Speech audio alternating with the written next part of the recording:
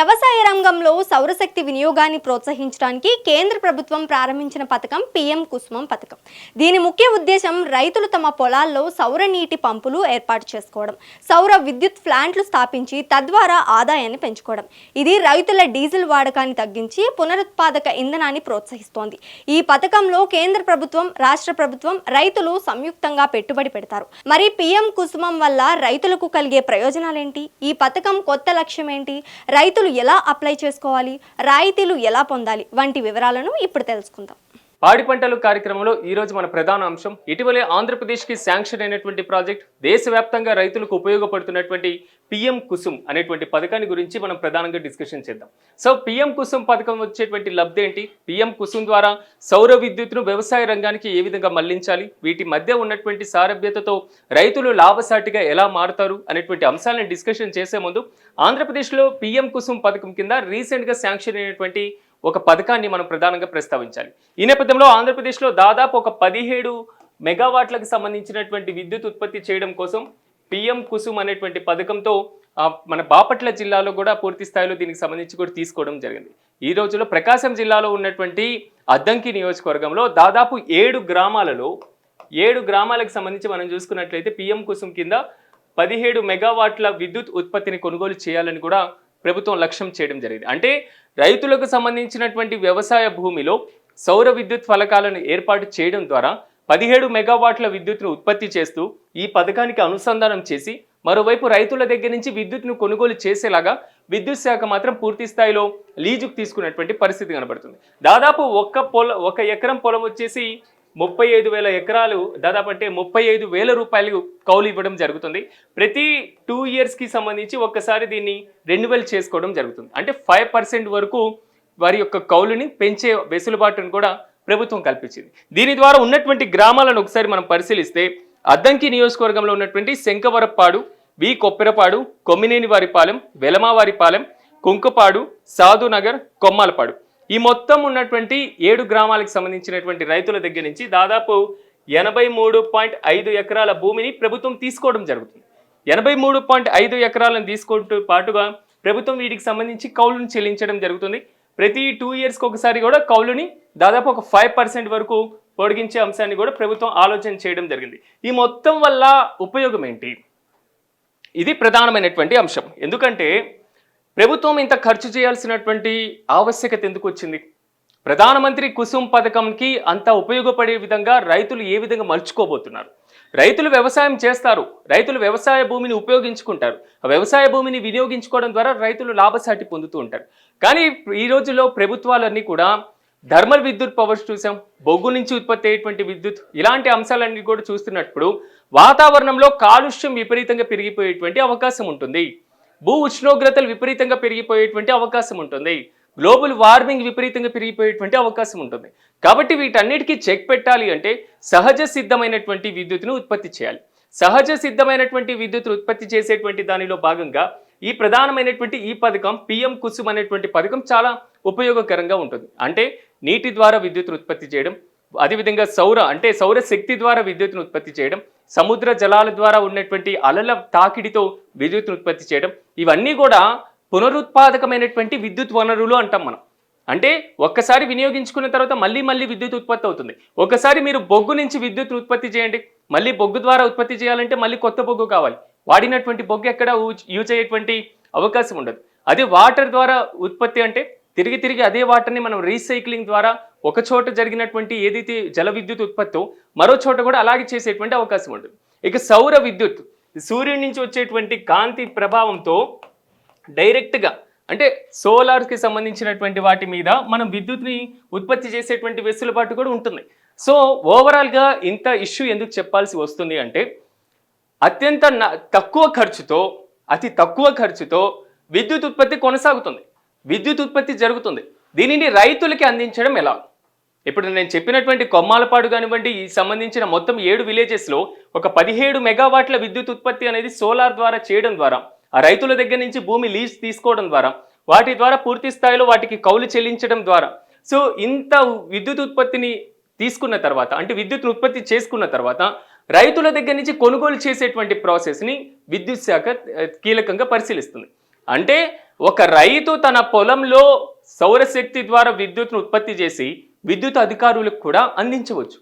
ఇది ఈ పథకానికి ఉన్నటువంటి ప్రత్యేకత. ఒకసారి ఈ పథకంలో ఉన్నటువంటి విశిష్టత ఏంటి, ఈ పథకంని ఎలా యూజ్ చేసుకోవచ్చు అనేటువంటి అంశాన్ని ఒకసారి మనం పరిశీలిస్తే ఖచ్చితంగా దేశవ్యాప్తంగా అమల్లో ఉన్నటువంటి పథకం. సో ఆంధ్రప్రదేశ్లో కొన్ని ప్రాజెక్టులు ఉన్నప్పటికీ దేశంలో రాజస్థాన్ ప్రాంతం కానివ్వండి, రాజస్థాన్లో, అదేవిధంగా తమిళనాడు ప్రాంతాల్లో, కొండ ఏరియా ప్రాంతాలు, కేరళలో ఇలా ఎక్కువగా ఈ సౌర విద్యుత్ ఉపయోగించుకోవడం జరుగుతుంది. మన ఆంధ్రప్రదేశ్లో కూడా పూర్తి స్థాయిలో అనంతపురం డిస్టిక్కి సంబంధించి కూడా సౌర విద్యుత్ అనేది ఎక్కువగా కొనసాగుతున్నటువంటి పరిస్థితి. సో అక్కడ ఉన్నటువంటి కొండ భాగాల్లో మాత్రం ఇది ఎక్కువగా ఉత్పత్తి చేసేటువంటి అవకాశం ఉంటుంది. ఒకసారి మనం పిఎం కుసుమ్ పథకాన్ని చూసుకుంటే ప్రధానమంత్రి కిసాన్ ఊర్జా సురక్ష ఏవం ఉత్తన్ మహా అభియాన్ అనేటువంటిది దీని యొక్క పూర్తి పేరు.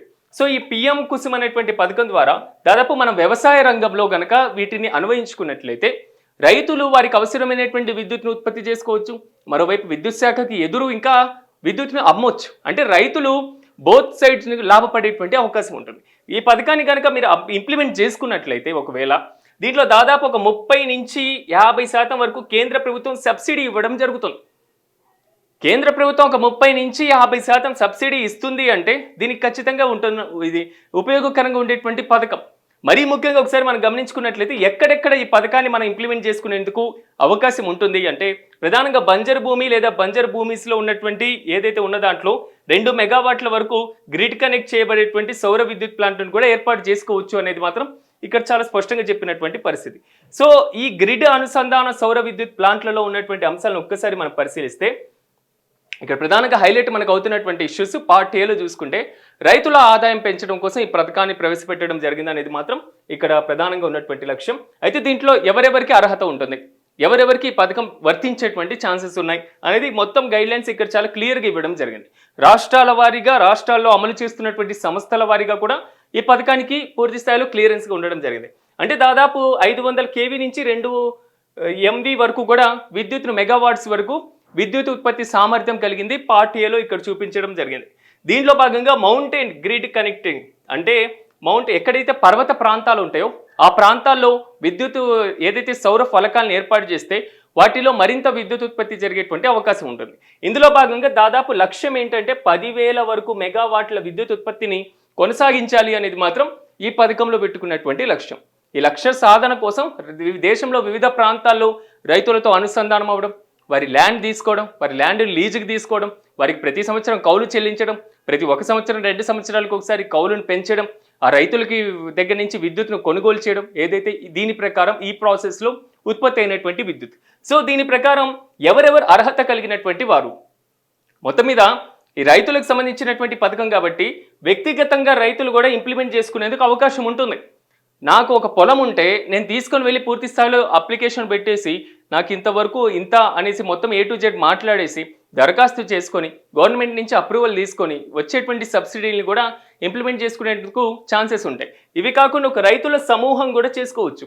అంటే మనతో పాటుగా మన సరిహద్దుల్లో ఉన్నటువంటి పొలం యజమానులు ఎవరైతే ఉంటారో వాళ్ళతో కూడా మాట్లాడుకొని కొంతమంది రైతులందరూ ఒక గ్రూప్గా ఫామ్ అయ్యి వారు కూడా చేసుకునేందుకు వెసులుబాటు ఉంటుంది. వారితో పాటుగా సహకార సంఘాలు ఇవ్వడం జరిగింది, పంచాయతీలు ఇవ్వడం జరిగింది, రైతు ఉత్పత్తి సంస్థలు, ఫార్మర్స్ ప్రొడక్షన్ ఆర్గనైజేషన్స్ వాటికి సంబంధించి కూడా ఇవ్వడం జరుగుతుంది. అదేవిధంగా నీటి వినియోగ సంఘాలు అని మనం ఎప్పుడు ఎలక్షన్స్ పెట్టుకుంటూ ఉంటాం, ఆ సంఘాల వారు కూడా అప్లై చేసుకునేందుకు కూడా ఇక్కడ వెసులుబాటు కల్పించడం జరిగింది. అంటే మొత్తం మీద మాత్రం ఈ సౌర విద్యుత్కి సంబంధించినటువంటి అర్హతలు వ్యక్తిగతంగా ఒక రైతు చేసుకోవచ్చు, కొంతమంది రైతుల సమూహాలు చేసుకోవచ్చు, సహకార సంఘాలు చేసుకోవచ్చు, సాగునీటి వినియోగదారుల సంఘాలు చేసుకోవచ్చు, లేదా పంచాయతీలు కూడా దీనికి సంబంధించి చేసుకునేందుకు వెసులుబాటు కూడా కల్పించడం జరిగింది. ఇందులో భాగంగా ఈ ప్లాంట్ ఏర్పాటు కోసం కేంద్ర ప్రభుత్వం కూడా ఆర్థిక సహాయం ఎంత మాత్రం లేకపోయినా కొంతవరకు సబ్సిడీ ఉండేటువంటి అవకాశం ఉంటుందనేది మాత్రం ఇక స్పష్టం చేస్తూనే డిస్కీమ్లో కొనుగోలు చేసినటువంటి యూనిట్కు ఒక 40 పైసలు లేదా సంవత్సరానికి వచ్చేసి ఒక 6.60 లక్షల్ని కూడా ఇవ్వడం జరుగుతుందనేది మాత్రం ఇక్కడ చాలా స్పష్టంగా చేశారు. అయితే ఈ రెండిట్లో ఏది తక్కువైతే దాన్ని మాత్రమే ఇస్తారనేది ఈ పథకంలో ఉన్నటువంటి ప్రధానమైనటువంటి ఒక నిబంధన. ఈ అమలు విధానం అనేది పూర్తిగా ఇక్కడ ఉన్నటువంటి పరిస్థితి. సో ఎవరైతే ఆసక్తిదారులు ఉంటారో వారు వెళ్ళడం, లబ్ధిదారులు కేవలం కొంతవరకు రుసుము అనేది నామమాత్రంగా మాత్రమే ఉంటుంది. ఆ నామమాత్రంగా రుసుమును చెల్లించడం, ఆ రుసుముకు అవసరమైనటువంటి దాన్ని తీసుకోవడం, ఈ మొత్తం ఇంప్లిమెంట్ చేసుకోవడానికి కొత్త వెసులుబాటు ఉంటుంది. ఈ మొత్తం కాకుండా మొత్తం అప్లికేషన్ సామర్థ్యం అనేది కొంతవరకు నోటిఫైడ్ సామర్థ్యానికి మించి ఉందనుకోండి, అంటే వాళ్ళు చెప్పినటువంటి ఏదైతే నిబంధనల ప్రకారం ఉంటే దానికి మించి ఉంటే మాత్రం ఖచ్చితంగా ఏది తక్కువగా ఉంటే దాన్నే కోడ్ చేయబడుతుంది. అంటే మనం చెప్పుకున్నట్లుగా యూనిట్కి 40 పైసలు లేదా 6.60 లక్షల్లో ఏది తక్కువైతే దాన్ని పరిగణలోకి తీసుకుంటారు. అలాంటి నిబంధన ఉందో అదే నిబంధన కూడా ఇక్కడ కూడా వర్తించడం జరుగుతుంది. సో దీని ప్రకారం వివిధ రాష్ట్రాల్లో ఇచ్చినటువంటి అంశాలను కూడా ఇక్కడ ప్రధానంగా చేర్చడం జరిగింది. సో రాష్ట్రాల వారీగా కూడా దీనికి సంబంధించినటువంటి దాంట్లో చాలా క్లియర్ కట్గా చెప్పడం జరిగింది. అంటే సౌర విద్యుత్తును ఉత్పత్తి చేసేటువంటి సంస్థలకు సంబంధించి కేంద్ర ప్రభుత్వం తీసుకుంటున్నటువంటి కీలకమైనటువంటి నిర్ణయాల్లో ఇది కూడా ఒకటి. ఇక రాష్ట్రాల వారీగా విక్రేత జాబితా మరియు రేటు కార్డు అనేది ఇక్కడ ప్రధానంగా చూపించడం జరిగింది.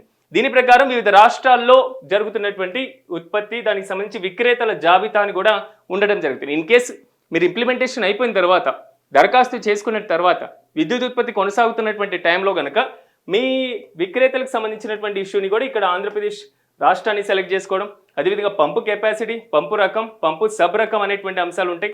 సో పంపు వర్గం, సో వీటి మొత్తానికి వెళ్ళి మనకు దానికి సంబంధించి విక్రేతలకు సంబంధించి మొత్తం చూసుకోవడం జరుగుతుంది. అంటే ఒక రకంగా మీరు గనక ఉత్పత్తి చేసినటువంటి విద్యుత్లో వివిధ రకాలు ఉంటాయి కాబట్టి, అంటే సౌర విద్యుత్కి సంబంధించి అమ్మేటువంటి రకాల్లో అంటే కొన్నిటికి వచ్చేసి పంపు కెపాసిటీ వచ్చేసి HP1 ఇలాంటివన్నీ కూడా ఉన్నటువంటి పరిస్థితి కనబడుతుంది. ఇక ఏసీలకి సంబంధించి డీసీలకు సంబంధించి ఉండడం జరుగుతుంది. సో వివిధ రకాల్లో మీ కేటగిరీ ఏదైతే ఆ కేటగిరీ ప్రకారమే దీన్ని ఇక్కడ పరిగణలోకి తీసుకుంటారనేది చాలా స్పష్టంగా వివరించడం జరిగింది. వీటితో పాటుగా పిఎం కుసుమ్కు సంబంధించినటువంటి మరో కీలకం మొత్తం పోర్టల్ మాత్రం చాలా క్లియర్ కట్గా ఉంది. సో ఎక్కడ కూడా దీంట్లో కొంతవరకు కన్ఫ్యూజన్కి గురయ్యేటువంటి అవకాశం లేదు. రైతులందరూ కూడా వాటికి సంబంధించినటువంటి పూర్తి స్థాయిలో ఎంతవరకు మంజూరైనవి, సో ఎంతవరకు ఉంది, కెపాసిటీ ఎంతవరకు ఉంది, ఎంతవరకు దేశవ్యాప్తంగా సౌర విద్యుత్తును ఉత్పత్తి చేయడం జరుగుతుంది, ఈ సౌర విద్యుత్ ఉత్పత్తిలో రైతుల దగ్గర నుంచి ఏ విధంగా ఉంది, ఆ రైతులకు ఉన్నటువంటి డిమాండ్లు ఏంటి, ఆ రైతులకు ఉన్నటువంటి సమస్యలు ఏంటి, ఆ రైతు సమస్యల ప్రకారం వాళ్ళ దగ్గర నుంచి కౌలు తీసుకున్నటువంటి భూమిని ఎలా చెల్లిస్తూ ఉన్నారు, దాని ద్వారా ఎంత ఉత్పత్తి అవుతుంది, ఇలా మొత్తం కూడా వెబ్సైట్లో చాలా వరకు ఉండడం జరిగింది. ఇక ఆఫ్ గ్రిడ్ సోలార్ పంపుల విషయాన్ని కూడా ఇక్కడ చాలా మెన్షన్ చేయడం జరిగింది. ఇందా మనం చెప్పుకున్నట్లుగా ఆఫ్ గ్రిడ్ ఇది పార్ట్ బిలోకి రావడం జరుగుతుంది. అంటే వ్యవసాయ నీటి వినియోగానికి సంబంధించినటువంటి అంశాలు కూడా వ్యవసాయ నీటిపారుదల రంగంలో డిజిటలైజేషన్ అనేటువంటి అంశం ఇక్కడ ప్రధానంగా చెప్పడం జరిగింది. ఇక్కడ కూడా 14 లక్షల off grid standalone solar agriculture పంపుల స్థాపన అనేటువంటిది దీని ప్రధానమైనటువంటి లక్ష్యం. సో రాష్ట్రాల వారీగా దీనికి ఉన్నటువంటి అంశాన్ని కూడా ఇక్కడ పొందుపరచడం జరిగింది. అంటే దీని ప్రకారం మనం పిఎం కుసుమ్ పథకం కింద మనం గనక ఇంప్లిమెంటేషన్ చేసుకున్నట్లయితే లబ్ధి పొందేటువంటి వారి జాబితాతో పాటుగా లబ్ధి పొందుతున్నటువంటి వారి జాబితాలో ఉన్నటువంటి అంశాలను కూడా ఇక్కడ ప్రధానంగా పేర్కొనడం జరిగింది. మొత్తం మీద పిఎం కుసుమ్ పథకం మాత్రం రైతులకు ఎంతో యూజ్ అయ్యేటువంటి అవకాశం ఉంటుంది. ఇటీవల ఆంధ్రప్రదేశ్లో శాంక్షన్ అయినటువంటి 7 గ్రామాలకు సంబంధించి ఏదైతే 83 ఎకరాలని తీసుకోవడం జరుగుతుందో వాటిని అభివృద్ధి చేసి ఇవ్వడం జరుగుతుందో ఆ పథకం ప్రకారమే ఈ మొత్తాన్ని కూడా ఇంప్లిమెంట్ చేయాలి అనేది ఇక్కడ ప్రధానంగా ఉండడం జరిగింది. సో ఈ సోలార్ సిస్టమ్ని వ్యవసాయ భూమి మీద ఎలాగా పెడతారు, అంటే ఎలా నిర్మిస్తారు అనే అంశాన్ని కూడా ఇక్కడ చాలా క్లియర్ కట్గా పెట్టడం జరిగింది. అంటే రాష్ట్ర డిస్కీమ్లకు సంబంధించినటువంటి అంశంలో ఆ నిబంధనలు కూడా ఇక్కడ ఇంప్లిమెంట్ అవ్వడం జరుగుతుంది. రెండోది పూర్తి స్థాయిలో రైతులు కింద పొలాల్లో అవసరమైనటువంటి హైట్లో పెట్టుకుంటూనే కింద ట్రాక్టర్ కూడా వెళ్తున్నటువంటి విజువల్స్ని కూడా ఇక్కడ చూపించడం జరుగుతుంది.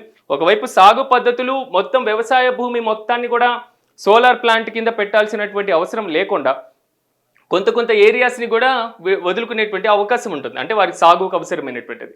అంటే ఈ రోజుల్లో విద్యుత్ యొక్క నాణ్యత, విద్యుత్ యొక్క విలువ చాలా ఎక్కువగా ఉంటుంది.